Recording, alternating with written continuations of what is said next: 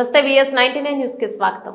భారతదేశం చేపట్టిన ఆపరేషన్ సింధూర్ కి సంఘీభావంగా సూరారంలోని మల్లారెడ్డి విశ్వవిద్యాపీఠ ఆధ్వర్యంలో ఆపరేషన్ సింధూర్ వాక్ నిర్వహించారు. కార్యక్రమానికి మాజీ మంత్రులు హరీష్ రావు, మల్లారెడ్డి, కుత్బుల్లాపూర్ ఎమ్మెల్యే వివేకానంద హాజరయ్యారు. సరిహద్దుల్లో దేశ క్షేమం కోసం పోరాడి ప్రాణాలు కోల్పోయిన మురళీ నాయక్ కు నివాళులర్పించారు. నాయకులు ఈ సందర్భంగా వారు మాట్లాడుతూ నేరుగా సైనికులతో పోరాడితే ధైర్యం లేక దొంగచాటుగా సామాన్య ప్రజలపై దాడి చేస్తున్న పాకిస్తాన్ కు సరైన గుణపట్టం తప్పదన్నారు. భారత్ సైనికులకు అండగా మేమందరం ఉంటామని ప్రతిజ్ఞ చేశారు. హరీష్ రావు 140 కోట్ల భారత ప్రజలకు అండగా దేశ సైనికులు పోరాటం చిరస్మరణీయమన్నారు.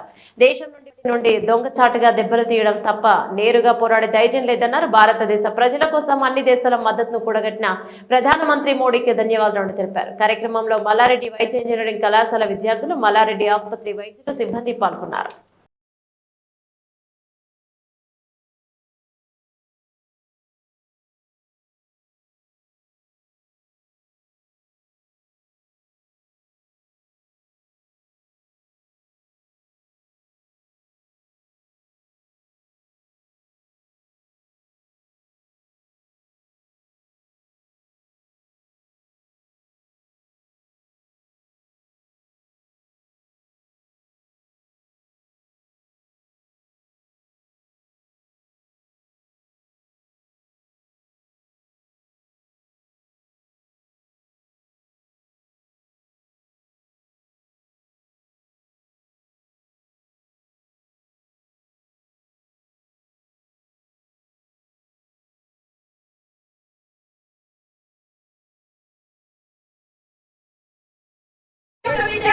and all the students.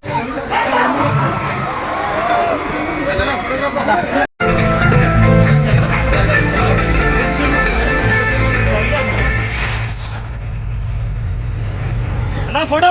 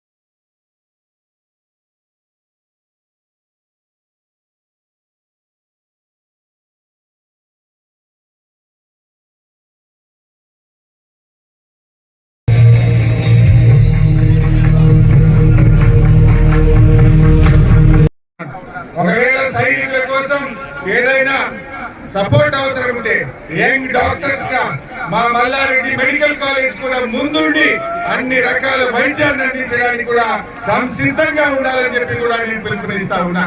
మరి మనందరం, నేను గాని, మల్లారెడ్డి గాని, మా వివేక్ గౌడ్ గారు మొట్టమొదటి రక్తదానంలో ఉండి ముందుండి అవసరమైన రక్తాన్ని కూడా ఈ సైనికుల కోసం ఇవ్వడానికి మేము సిద్ధంగా ఉన్నాం. మీరు సిద్ధంగా ఉన్నారా అని అడుగుతా ఉన్నా. Are you ready? Yes! All of you? Yes! ఎందుకంటే మనం అక్కడ పోయి పోరాటం చేయకపోవచ్చు, కానీ ఆ సైనికులకు అవసరమైనటువంటి రక్తదానాన్ని కానీ, ఆ సైనికులకు అవసరమైన వైద్యాన్ని కానీ, ఆ సైనిక కుటుంబాలను కంటికి రెప్పలాగా ఈ దేశ ప్రజలని అని చెప్పి మనం చేస్తా ఉన్నాం. ముఖ్యంగా భారత సైనికులారా, మీరు అద్భుతంగా పోరాటం చేస్తున్నారు. మీ వెనుక 140 కోట్ల మంది ప్రజలు ఉన్నారు. ధైర్యంగా ముందుకు పోండి. మీ ధైర్యమే మాకు శక్తి, మీ నిబద్ధతలే మా అందరికీ గర్వకారణం, మీ యొక్క పోరాటం మా అందరికీ స్ఫూర్తి అని చెప్పి చేస్తూ జై భారత్.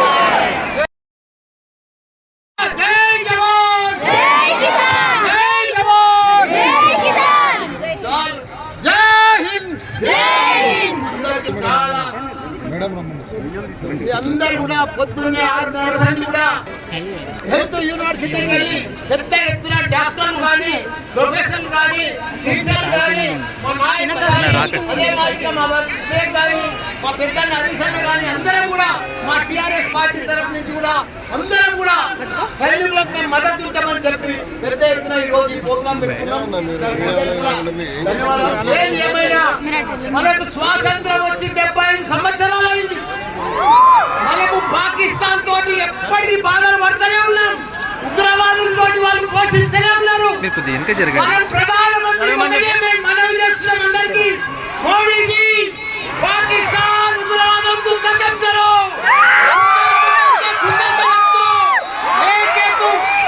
जिंदगी में फिर अपना भारत का तरफ नहीं देखना वाला उग्रवादों को पूरा पाकिस्तान ప్రపంచంలో చిత్రపటంలోనే పాకిస్తాన్ కనిపిస్తూ సంవత్సరాల సంది బాధ పెడుతున్నారు. మనం ఇంకా భరించలేము. మనం ఇంకా ఓపిక లేదు మనకు. మన సైనికులు మనం ఎంతో మంది ప్రాణాలు కోల్పోయారు. ఈ రోజు కూడా మన తెలుగు బిడ్డ మురళీ నాయక్ గారు చనిపోయారు. ఆయనకు కూడా ప్రత్యేక సంతానం. ఆయన మనం ఎంత ఇచ్చినా ఆయన లోటు తీర్చలేము. ఆయన కుటుంబానికి కూడా చెప్తున్న మనం మాత్రం ఇప్పుడు వదిలేదే లేదు. మన భారత సైనికులకు మొత్తం ధైర్యంగా మేము డాక్టర్లము, ఇంజనీర్లము, ప్రొఫెసర్లము, లీడర్లము, మా టీఆర్ఎస్ పార్టీ మొత్తం మీకు మద్దతు ఇస్తుంది. మీ అందరూ కూడా పోరాడి ఆ ఉగ్రవాదులు మొత్తం ఖతం చేయాలని కోరుకుంటున్నా. జై జవాన్. గౌరవనీయులు భారత్ మాతా కీ జై Hind. Good morning to everyone. Good morning, sir. ముందుగా ఇంత మంచి కార్యక్రమాన్ని ఏర్పాటు చేసినటువంటి మల్లారెడ్డి విద్యాలయాలను గౌరవనీయులు పెద్దలు మల్లారెడ్డి గారిని, వివేక్ గౌడ్ గారిని, మేనేజ్మెంట్ నేను మనస్ఫూర్తిగా అభినందిస్తా ఉన్నాను. ఆపరేషన్ సింధూర్ కు మద్దతుగా తమ ప్రాణాలు లెక్క చేయకుండా పోరాడుతున్నటువంటి భారతదేశ సైనికులకు సంఘీభావాన్ని తెలియజేస్తూ ఈ కార్యక్రమాన్ని చేపట్టడం నిజంగా అభినందనీయం. మనము సైనికుల్లాగా సరిహద్దుల్లోకి వెళ్ళి పోరాడలేకపోవచ్చు, కానీ పోరాడుతున్నటువంటి సైనికుల మనోస్థైర్యాన్ని పెంచే విధంగా వారికి సంఘీభావాన్ని తెలియజేస్తూ ఈ కార్యక్రమాన్ని చేపట్టుకుంటా ఉన్నాం. దేశం మొత్తం కూడా ఇలా 140 కోట్ల మంది ప్రజలు భారతదేశ సైనికుల్ని చూసి, మన మిలిటరీని చూసి గర్వపడతా ఉన్నారు. మనం జనరల్ అనుకుంటాం దేశ సరిహద్దులంటే అది భౌగోళికంగా అని అనుకుంటాం, కానీ దేశ సరిహద్దులంటే కేవలం భౌగోళికమే కాదు, ఈ దేశ ప్రజల ఆశలు, ఈ దేశ ప్రజలందరికీ కూడా భద్రత కల్పించడం. ఎందుకంటే ఈరోజు సైనికులు దేశ సరిహద్దుల్లో పోరాడుతున్నారంటే వాళ్ళు కేవలం భౌగోళికంగా మన భూమిని కాపాడమే కాదు, భారతదేశ వారసత్వాన్ని కాపాడుతున్నారు, భారత సంస్కృతిని కాపాడుతున్నారు, భారతదేశ భవిష్యత్తును నిలబెట్టడం కోసం తమ ప్రాణాలు లెక్క చేయకుండా ఈరోజు సైనికులు పోరాటం చేస్తా ఉన్నారు.